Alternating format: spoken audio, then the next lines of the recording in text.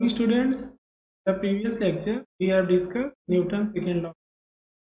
Now today we again discuss. इसमें हमने पढ़ा था Newton second law of motion. The rate of change of momentum of a body is directly proportional to applied. यहाँ पे हमने ये क्या है न्यूटन सेकेंड लॉ. यहाँ पे अगर हम इसको मैथमेटिकली लिखें फिर अब जो directly proportional vector P delta T, या इसी को हम कांस्टेंट से मल्टीप्लाई कर दें तो यहाँ हो जाएगा वेक्टर या फी को ए डेल्टा वेक्टर पी और डेल्टा. ये क्लियर है. उसके बाद अगर हम यहाँ पे टाइम इंटरवल 0 कर दें delta T tends to if delta T tends to 0, यहाँ पे जो डेल्टा वेक्टर डेल्टा टी है ये भी क्या हो जाएगा D by D T of potential vector P with respect to derivative of vector P with respect. यहाँ से क्या आ जाएगा वेक्टर या equal A D by D T of, इसके पहले हम पढ़ चुके momentum means vector P equal to क्या equal to M vector V. अगर हम इसको डिफ्रेंशिएट कर दें टाइम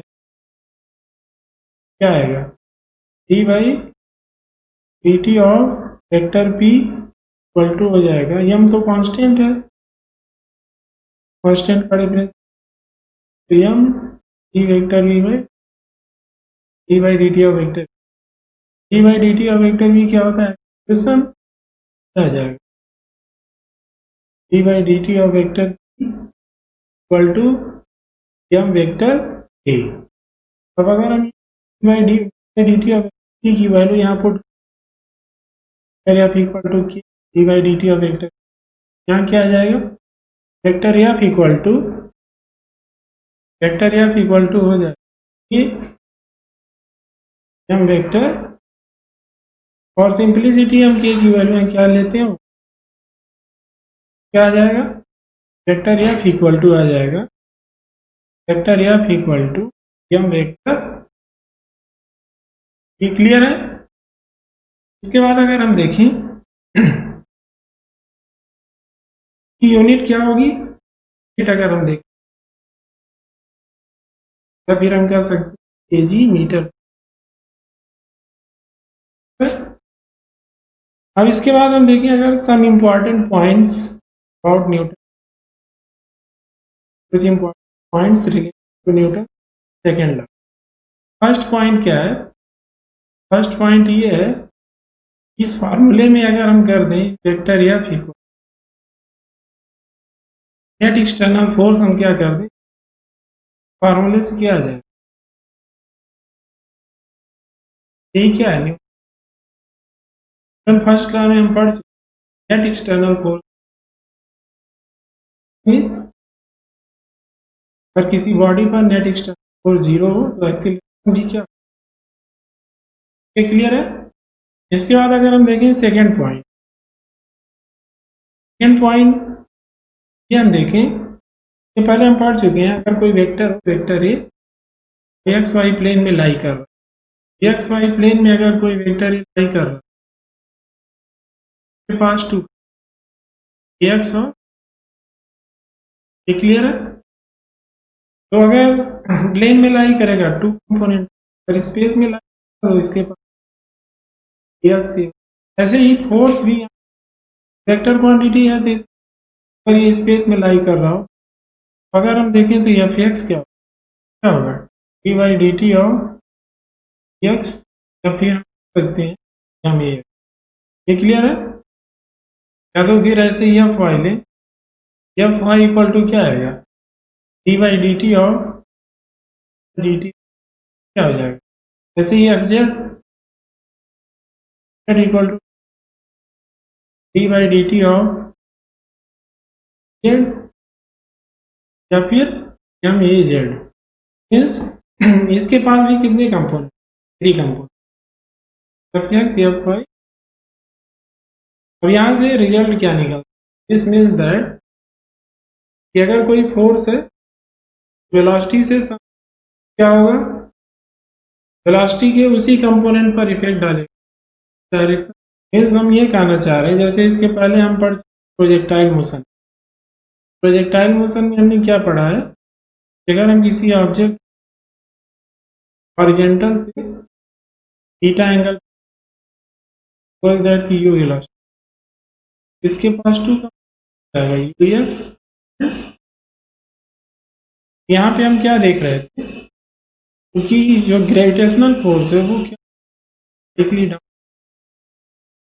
प्रोजेक्टाइल मोशन केस में कौन सा फोर्स ग्रेविटेशनल, इसका डायरेक्शन वर्टिकली डाउन। तो अगर हम देखें तो ये वेलोसिटी से क्यू आई के क्या है, जस्ट हमने ये पढ़ा है कि वर्टिकल कंपोनेंट जो है वेलोसिटी का, जेंटल कंपोनेंट पूरे मोशन यहाँ से रिजल्ट निकल रहा है फोर्स वेलोसिटी के उसी कंपोनेंट इसके अलोंग। जैसे यहाँ पर अगर हम देखें तो यू एक्स से 90, इस पर कोई इफेक्ट, यू एक्स का हॉरिजॉन्टल कंपोनेंट जो है पूरे मोशन में क्या है, यहाँ से रिजल्ट यही निकला कि फोर्स वेलोसिटी के उसी कंपोनेंट पर इफेक्ट डाले जिसके अलोंग, या फिर अगर किस एंगल पे है तो उस पर इफेक्ट नहीं, यू एक्स पर। ये क्लियर है। अब नेक्स्ट पॉइंट अगर हम देखें, थर्ड पॉइंट है, जैसे अगर acceleration at any instant depends on force at body का जो एक्सीलरेशन फोर्स भी at any at that instant. तो फॉर एग्जाम्पल हम ट्रेन में बैठ के जा रहे हैं, तो जो ट्रेन का एक्सीलरेशन वही हमारा, ट्रेन पे जो फोर्स है वही होगा। ट्रेन पे अगर हॉरिजॉन्टल डायरेक्शन में है तो हमारा हॉरिजॉन्टल डायरेक्शन, और एक्सीलरेशन भी वही होगा जो ट्रेन।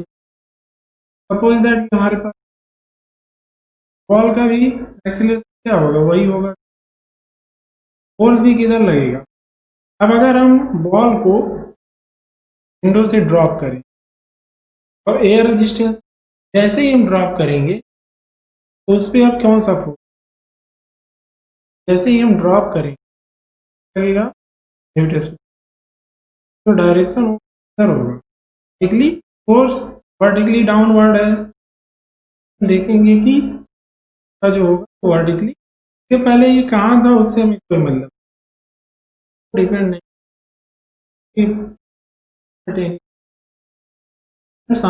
फोर्स है। जैसे इसके पहले बॉल कहाँ था, जब फोर्स लग रहा था एक्सेलरेशन भी क्या था, लेकिन अब जैसे ही हम ड्रॉप किए इसको तो क्या हुआ, फोर्स कौन सा लग रहा है, तो इसका डायरेक्शन किधर है वर्टिकल, तो एक्सीलरेशन भी इसका क्या होगा वर्टिकली डाउनवर्ड। ये क्लियर है। इसके बाद अगर हम देखें नेक्स्ट पॉइंट ये क्या है, ये क्लियर है। तो अब अगर हम इस पर एक क्वेश्चन देखें, जैसे बुलेट ऑफ मास 0.04, मास यहाँ कितना गिवन है 0.04, moving with a speed of 90 meter, initial, clear है।